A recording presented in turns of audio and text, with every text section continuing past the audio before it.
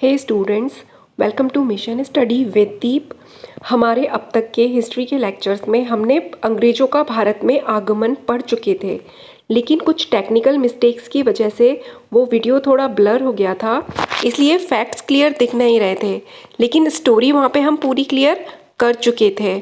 So let's start today's topic, जो है अंग्रेज़ों का भारत में आगमन, एग्ज़ाम पॉइंट ऑफ व्यू से इम्पॉर्टेंट डेट्स। लेकिन उससे पहले प्लीज़ वीडियो को लाइक करिए, चैनल को सब्सक्राइब करिए एंड स्टूडेंट्स तक शेयर करिए। Let's start. देखिए 1579 में 1579 में सर फ्रांसिस ड्रेक नाम का एक आदमी था। क्या नाम था? Sir Francis Drake. आपके सामने स्क्रीन पे नोट्स हैं, आप देखते जाइए। ये एक अंग्रेजी नाविक था। अंग्रेज नाविक हम इनको कह रहे हैं हम सम्मान से। एक्चुअली एक समुद्री डाकू थे जो कि लिस्बन जाने वाले पुर्तगाली जहाज को इन्होंने लूटा था। तो क्या हुआ था कि उनको पता चला कि ये जहाज कहाँ से ट्रेड करके आ रहा है, इंडिया से। तो पता चला कि इंडिया कितना ज़्यादा समृद्ध है। अब उसके मन में हुआ कि इंडिया कहाँ है ये पता करना चाहिए और वहाँ पे जाके ट्रेड करना चाहिए। इसके बाद 1599 में एक अंग्रेज व्यापारी था, जॉन मिल्डेन हॉल। सी स्टूडेंट्स, हर क्वेश्चन एक फैक्ट है। यहाँ पे जितने भी फैक्ट दिए हुए हैं उन सब में क्वेश्चंस छिपे हुए हैं। जॉन मिल्डेन हॉल, ठीक है। 1599 में ये भूमि मार्ग से भारत आया। भूमि मार्ग मैंने आपको पूरा दिखाया था, किस तरह से टर्की होके जो है वो यूरोप से इंडिया के बीच में ट्रेड होता था। टर्की, ईरान, अफगानिस्तान, पाकिस्तान, ये सब कुछ।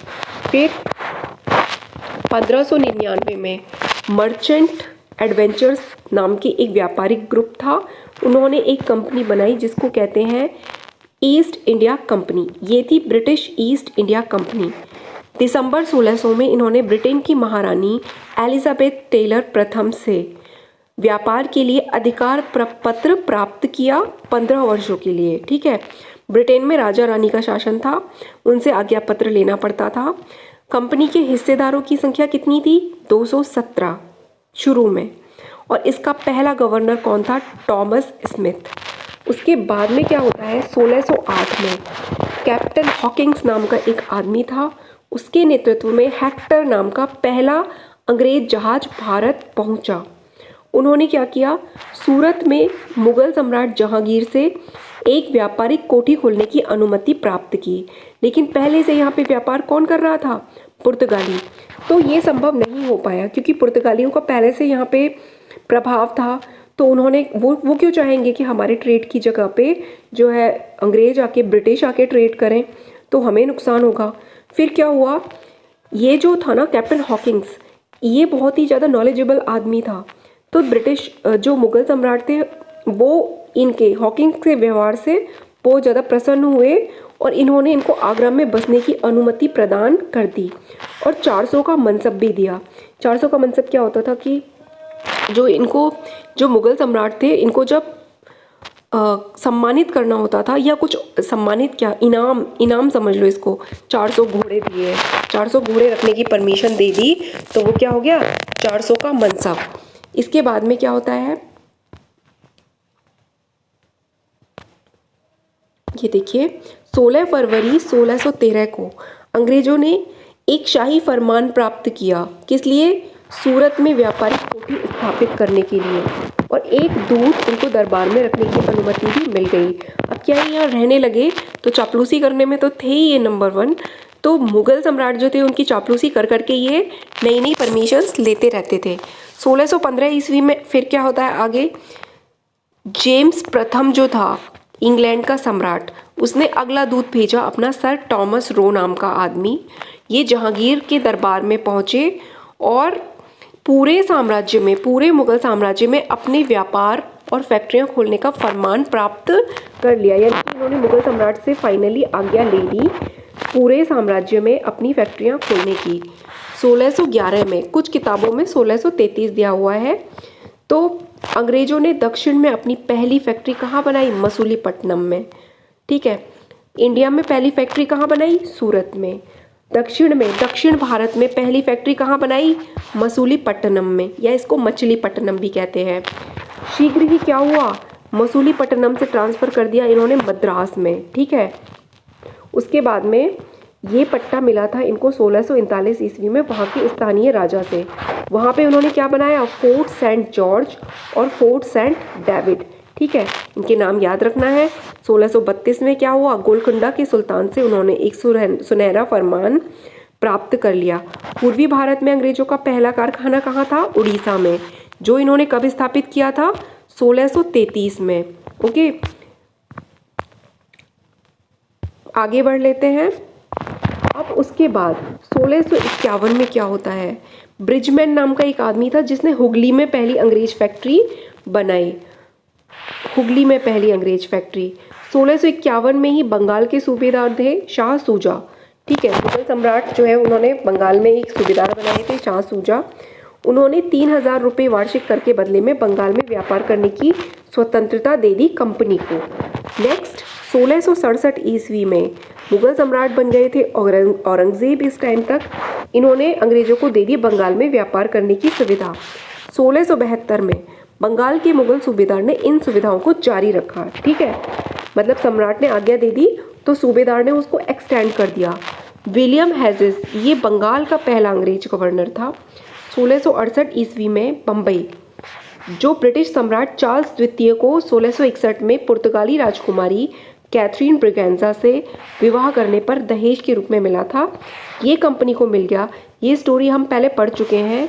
ये है आपका यहाँ पे हुगली, ये हमारा दक्षिण भारत है, यहाँ पे है अपना बम्बई। तो ये बम्बई क्या है, पुर्तगालियों के पास था। पुर्तगाली जो राजकुमारी थी कैथरीन ब्रिगेंजा, उसकी शादी हो गई ब्रिटिश सम्राट चार्ल्स द्वितीय से। तो पुर्तगालियों ने ये दहेज में दे दिया था अंग्रेजों को। ये स्टोरी हम पहले पढ़ चुके हैं पुराने वीडियो में। अगर आपको रिवीजन करना है तो आप उस वीडियो को जाके देखिए, आपको सब समझ आ जाएगा। केवल 10 पाउंड वार्षिक किराए पर बम्बई का द्वीप, अब तक ये बम्बई का द्वीप किसके पास था, ब्रिटिश सरकार के पास। ठीक है, या ब्रिटिश राजा के पास कह लो। अब किसको मिल गया ये, ईस्ट इंडिया कंपनी को। अभी तक इंडिया में शासन ईस्ट इंडिया कंपनी चला रही है, 1858 तक ईस्ट इंडिया कंपनी ही चलाएगी। तो अब ये मिल गया 10 पाउंड के वार्षिक किराए पर कंपनी को मिल गया। 1686 में हुगली लूट ऐसा हुआ था, ये अंग्रेज क्या हुए थे, अपने आप में बहुत ज़्यादा बनने लगे थे कि हम तो यहाँ पे बहुत पावरफुल हो गए। तो इन्होंने क्या किया, इन्होंने सोचा कि हम मुगल से युद्ध कर सकते हैं, तो इन्होंने हुगली को लूटा। तो मुगल सम्राट औरंगजेब बहुत पावरफुल थे, उन्होंने क्या किया, अंग्रेजों को खूब पीटा। ठीक है, उनको पराजित किया, उनकी सारी फैक्ट्रियाँ वापस ले ली। लेकिन फिर ये अंग्रेज बहुत चालू थे, इन्होंने क्या करा, इन्होंने क्षमा याचना कर ली कि हमको माफ़ कर दो, हमसे गलती हो गई, आगे से नहीं करेंगे हम गलती। तो फिर मुगल सम्राट ने इनके ऊपर दया करके इनको इनकी फैक्ट्री वापस दे दी। 1690 में जॉब चारनॉक नाम के एक आदमी ने सुतानाती में फैक्ट्री स्थापित की थी। यहाँ तक क्लियर है। अब देख लेते हैं अगले फैक्ट्स। तो देखो 1698 में 1698 में ईस्ट इंडिया कंपनी ने सुतानाती, कालीकाता और गोविंदपुर, ये 3 जो गांव थे इनकी जमींदारी प्राप्त करी इब्राहिम खान नाम के एक जमींदार से। और इन तीनों गांवों को मिला के क्या बनाया, कलकत्ता। ठीक है, कलकत्ता बसाया इन्होंने। 1700 ईस्वी में इन्होंने फोर्ट विलियम्स जो है ये एक जगह बनाई थी जहाँ पे ही कलकत्ता आगे चल के बना था। ये 3 गाँव को मिला के यहाँ का पहला गवर्नर था सर चार्ल्स आयर। 1717 आ जाती है और अब मुगल सम्राट चेंज हो चुके हैं, ये हो चुके हैं फर्रुखशियर। इन्होंने फरमान दिया। तो 1691 में अगर आपको याद हो तो जो विशेषाधिकार इनको मिले थे फिर वो औरंगजेब ने वापस ले लिए थे। इनकी चालाकियाँ देख के वो इनको वापस से सारे मिल गए और इनके अधिकारों को गुजरात और दक्कन तक बढ़ा दिया गया। देखो ये यहाँ पे कलकत्ता बसा लिया इन्होंने, यहाँ पे इन्होंने मछलीपट्टनम, मद्रास, सूरत, हुगली। ठीक है, अब इनका पूरा ट्रेड जो है वो पूरे जो मुगल साम्राज्य जहाँ जहाँ तक था सब जगह होने लगा था। क्लियर। तो ये थी पूरी स्टोरी। जो पिछला वीडियो ब्लर होने के कारण मुझे यहाँ पे ये रिवीजन के लिए ये वीडियो बनाना पड़ा।